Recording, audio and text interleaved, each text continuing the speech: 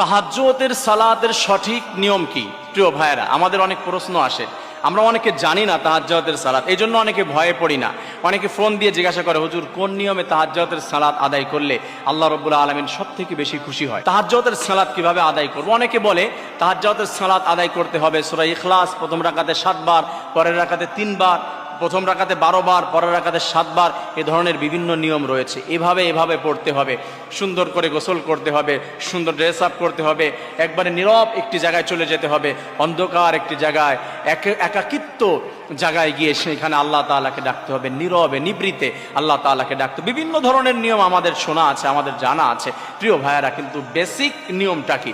নামাজ তো হবে আপনার এমন করে যে যেমন আপনি আল্লাহ তাআলাকে দেখছেন, আন তা'বুদাল্লাহা কাআন্নাকা তারা ফাইন লাম তাকুন তারাহু ফাইন্নাহু ইয়ারাক। আপনি নামাজ আদায় করছেন, ইবাদত করছেন এমন করে কেন যেন আপনি সৃষ্টিকর্তাকে দেখতে পাচ্ছেন, আপনি তাকে দেখে দেখে তার কুদরতি পায়ের উপরে সিজদা করছেন, তার কুদরতি পায়ের উপরে আপনার সম্মানী কপালটা মিশিয়ে দিয়েছেন। এই টেন্ডেন্সি মনের মধ্যে থাকবে, এই মানসিকতা নিয়ে নামাজ আদায় করতে হবে। যদি আপনার সেটা ভাবতে কষ্ট হয়ে যায়, আল্লাহ তাআলাকে কেমন করে দেখব, অন্তত আপনার এই টেন্ডেন্সি মানসিকতা রাখতে হবে যে অবশ্যই আমার রব, আমার আল্লাহ অবশ্যই আমার দিকে তাকিয়ে আছে, আমাকে দেখতেছে। এমন করে ইবাদত করতে হবে। আমার বান্দা যে ইবাদত করে, যা করে সবকিছু আমি আল্লাহ তাআলা দেখতে পাই। এই মানসিকতা নিয়ে তাহাজ্জুদের সালাতের ভিতরে বান্দা যখন দাঁড়িয়ে যায়, আল্লাহ তাআলাকে দেখছে, এই মানসিকতা নিয়ে তাহাজ্জুদের সালাত আদায় করলো, সিজদায় গিয়ে ডাকলো, কিয়ামের মধ্যে ডাকলো। প্রত্যেকটি মুহূর্তে টোটাল নামাজটাই হচ্ছে একটা দোয়া।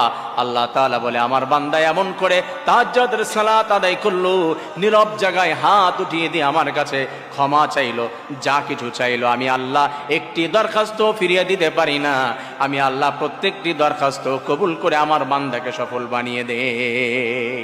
আমার প্রিয় বোনেরা, আমার প্রিয় ভাইয়েরা, মনে রাখতে হবে তাহাজ্জুদের সালাত আদায় করার এমন কোন নিয়ম নেই যে 3 বার 5 বার, এই সূরা 7 বার। মনে রাখবেন তাহাজ্জুদের সালাত হচ্ছে নফল সালাত। ফরজ সালাত বাদে স্বাভাবিক সব সালাতই হচ্ছে নফল, অতিরিক্ত।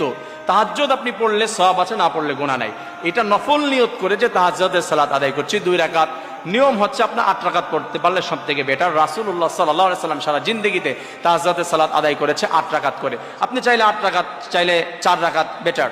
আপনি যদি চান যে সুযোগ হচ্ছে না 2 রাকাত, সেটাও পড়তে পারেন, যেহেতু নফল, যা পড়বেন তাই আপনার সওয়াব। তা মনে রাখতে হবে তাহাজ্জুদের সালাত আদায় করার এরকম কোনো নিয়ম নাই যে এই সূরা, এই সূরা, এই দোয়া, এইভাবে না।